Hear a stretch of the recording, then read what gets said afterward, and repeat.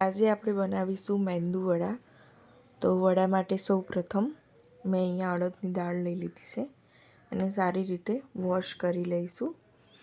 અને પછી ફરીથી મેં પાણી એડ કરી દીધું છે અહીંયા. તો એને ઢાંકીને થોડીક વાર કલાક 2 કલાક જેવી પલાળવા દઈશું. તો હવે આપણે સાંભાર માટે તુવેરની દાળ લઈ લઈશું અહીંયા. તો મેં અહીંયા તુવેરની દાળ ધોઈને લઈ લીધી છે.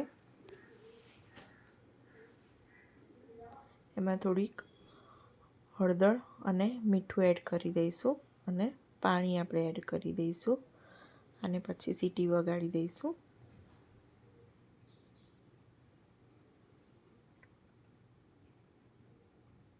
ત્યાં સુધી આપણે એક મસાલો રેડી કરી લેવાનો છે જે સાંભારને બહુ જ સરસ ટેસ્ટ આપશે. તો સૌપ્રથમ અહીંયા નાળિયેર લઈ લીધું છે એ પછી ચણાની દાળ અહીંયા લઈ લીધી છે, પછી ટમેટાં લઈ લીધા છે અને આદુ મરચાં અને થોડુંક આપણે લસણ લઈ લેવાનું છે અને 3 ચમચી જેવો સાંભાર મસાલો મેં અહીંયા એડ કરી દીધો છે અને થોડુંક પાણી નાખીને આપણે બ્લેન્ડ કરી દઈશું, મિક્સરમાં ક્રશ કરી દઈશું. તો આ રીતની પેસ્ટ આપણે રેડી થઈ જશે, જે સાંભાર મસાલામાં ટેસ્ટ બહુ જ સરસ આવશે. તો આપણે વઘાર માટે પહેલાં વેજીટેબલ્સ જે હોય એને સાંતળી લઈશું.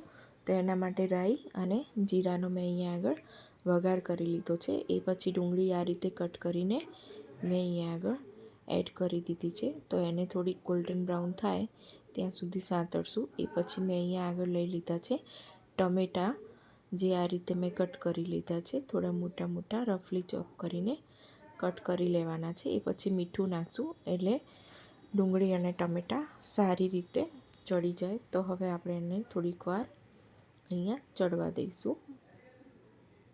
પછી થોડા મસાલા એડ કરશું. કાશ્મીરી મરચું છે, થોડો ગરમ મસાલો એડ કરી દીધો છે અને અહીંયા આગળ મેં થોડા વેજીટેબલ લઈ લીધા છે, જેવા કે દૂધી છે, બટેકા છે, સરગવો છે, ગાજર છે અને રીંગણ લઈ લીધા છે અને બટેકા લઈ લીધા છે. આપણે વોશ કરીને લઈ લીધા છે. હવે આપણે અંદર એડ કરી દઈશું અને સારી રીતે સાંતળી લેવાનું છે આપણે બધું મિક્સ કરીને. તો થોડુંક સંતળાઈ જાય એ પછી આપણે એને ઢાંકી દઈશું. હવે થોડુંક એને કૂક થવા દેવાનું છે અંદરથી. તો જોઈ શકો છો તમે સારી રીતે કૂક થઈ ગયું છે અને એક બાજુ આપણી દાળ પણ રેડી થઈ ગઈ છે સંભાર માટે. તો જોઈ શકો છો એકદમ બફાઈ ગઈ છે. હવે એને આવી રીતે મિક્સ કરી દઈશું અને એની અંદર વેજીટેબલ્સ એડ કરી દઈશું અને આપણે બનાવેલો મસાલો પણ એડ કરીને આપણે સરસ રીતે મિક્સ કરી દઈશું. થોડુંક 1 કપ જેટલું આપણે પાણી એડ કરી દઈશું અને એ પછી આપણે થોડીક 1-2 સીટી વગાડી લઈશું.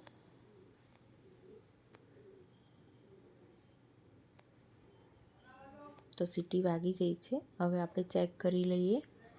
તો જોઈ શકો છો આનો ટેસ્ટ એકદમ બહાર જેવો જ આવે છે અને વેજીટેબલ્સ પણ એકદમ ચડી ગયા છે. તો આમલીનું પાણી આપણે એડ કરી દઈશું અહીંયા અને બીજું 1 કપ જેવું થોડુંક પાણી એડ કરશું, થોડોક ગોળ એડ કરી દઈશું અને પછી આપણે મિક્સ કરી દઈશું આપણે એને. એ પછી આપણે વઘાર કરી લેવાનો છે. તો એના માટે અહીંયા આગળ મેં તેલ લઈ લીધું છે,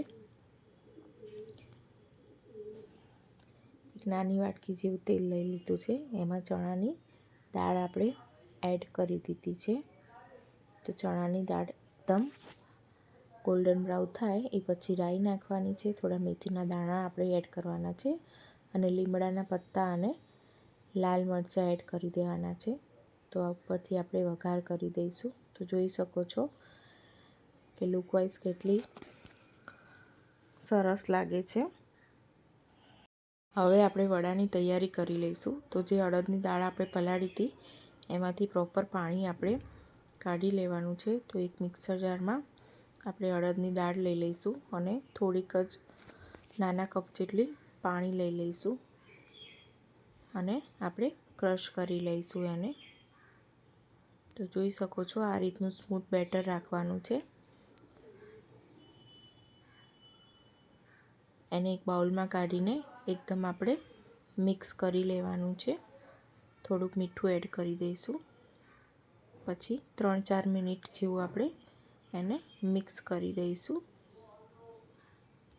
તો 3-4 મિનિટ જેવું થઈ ગયું છે. હવે એને ચેક કરવા એક નાના બાઉલમાં પાણી લઈશું અને આ રીતે આપણે કરીશું. તો જો એ ડૂબે નહીં તો આપણું બેટર પરફેક્ટ છે.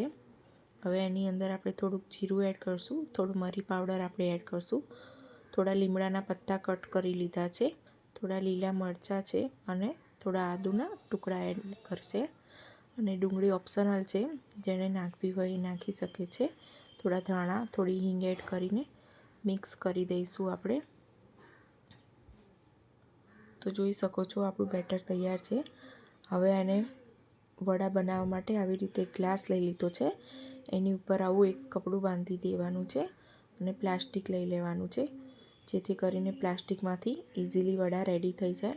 તો પ્લાસ્ટિકની ઉપર આપણે થોડું પાણી લગાવી દેવાનું છે. તો એ આપણે રેડી કરીએ ત્યાં સુધી અહીંયા મેં તેલ ગરમ મૂકી દીધું છે. તો આપણે પ્લાસ્ટિકના ગ્લાસમાં પાણી લગાવીને વડા રેડી કરી લઈશું. આ રીતે કરીને વચ્ચેથી રાઉન્ડ શેપ આપી દેવાનો છે અને આ રીતે ગ્લાસ ઊંધો કરીએ એટલે ઇઝીલી વડા થઈ જશે. તો મેં બીજું પણ રેડી કરી લીધું છે. જોઈ શકો છો તમે કે આ બહુ ઇઝી રીત છે. તો તમે બનાવી શકો છો આ રીતે. અને ગોલ્ડન બ્રાઉન થાય ત્યાં સુધી આપણે ફ્રાય કરવાના છે. અને તો આપણા વડા રેડી છે. ત્યાં સુધી આપણે એક બીજી રીત પણ શીખી લઈશું કે આ રીતની આપણે ચાયણી આવે છે, જેને ચાયણો પણ કહી શકો છો. એની ઉપર આપણે તેલ લગાવી લેવાનું છે અને એની ઉપર વડું મૂકીને વચ્ચેથી રાઉન્ડ શેપ આપી દેવાનો છે.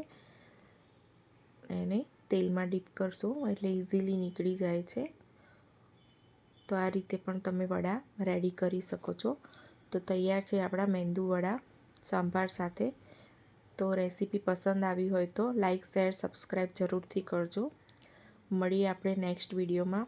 અને નેક્સ્ટ રેસીપી કઈ લઈને આવું કમેન્ટમાં જરૂરથી લખજો. Thank you.